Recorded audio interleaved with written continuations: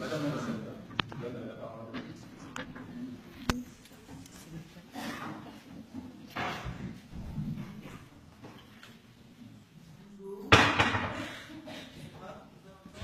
Liberté pour la Palestine, liberté pour la Palestine, liberté pour la Palestine, liberté pour la Palestine, liberté pour la Palestine, liberté pour la Palestine, liberté pour la Palestine, liberté pour la Palestine, liberté pour la Palestine, liberté pour la Palestine, liberté pour la Palestine, liberté pour la Palestine, liberté pour la Palestine, liberté pour la Palestine, liberté pour la Palestine, liberté pour la Palestine.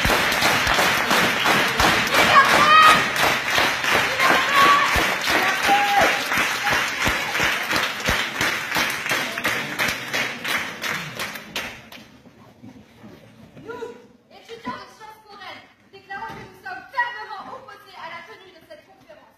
Elisabeth nous s'est invitée au sein de notre établissement pour représenter l'État d'Israël, un État colonisateur gouverné par l'extrême droite.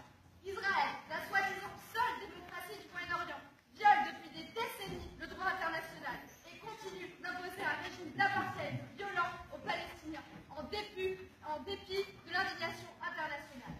L'apartheid, nous le rappelons, désigne un régime où une partie de la population subit des discriminations et une exclusion fondée sur des critères de race, d'ethnie ou de religion. Ce mois-ci, l'État d'Israël ainsi que les États-Unis ont fait pression sur l'ONU pour supprimer un de ces rapports rédigés par deux Américains spécialistes du droit international, Richard Paul et Virginia Tidey, concluant qu'Israël est coupable de politique et de pratiques constitutives du crime d'apartheid.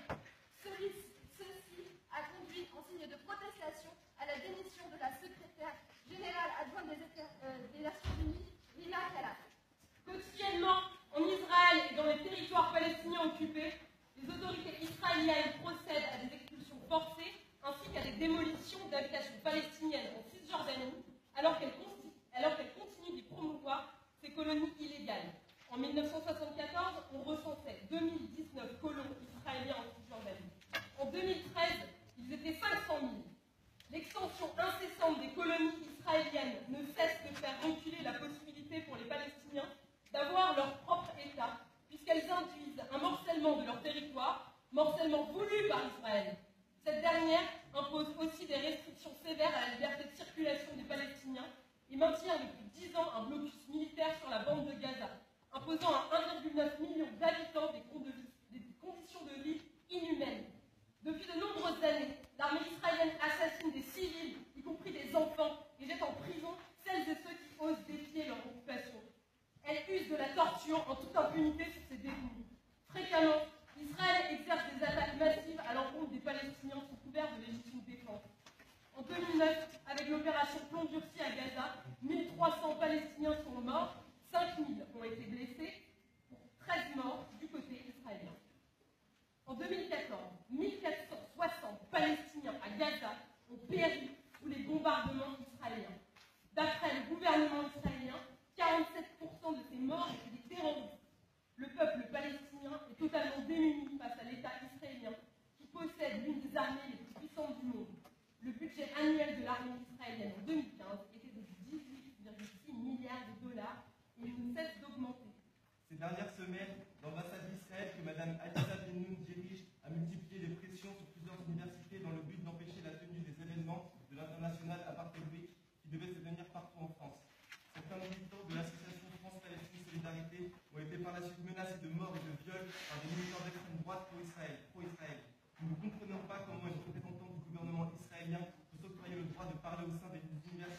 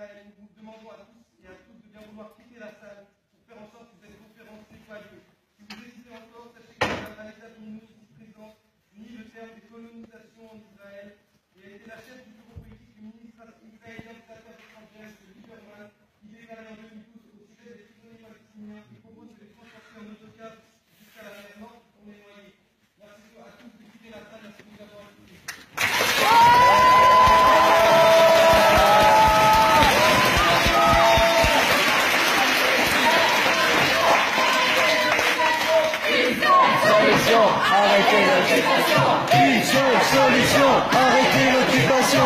Une seule solution, arrêter l'occupation. Pour la Palestine, liberté. Pour la Palestine, liberté. Pour la